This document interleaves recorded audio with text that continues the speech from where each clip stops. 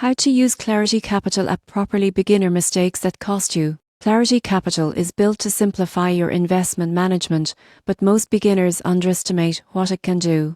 Let's talk about how to use it properly and avoid the mistakes that cost people money. The first mistake people make is not setting clear financial goals. Clarity Capital uses those goals to recommend a personalized investment strategy. If you skip or rush through this step, you'll end up with a portfolio that doesn't match your needs or timeline. Next, don't ignore the risk profile questionnaire. Most beginners choose the balanced option without thinking, but that could be too conservative or too risky depending on your situation. Take your time, your answers shape your entire investment approach. Another mistake is treating the app like a quick trading tool. Clarity Capital is built for long-term, data-driven investing, not short-term speculation. Frequent trading can trigger unnecessary fees and taxes. Pro tip: regularly check the Insights tab.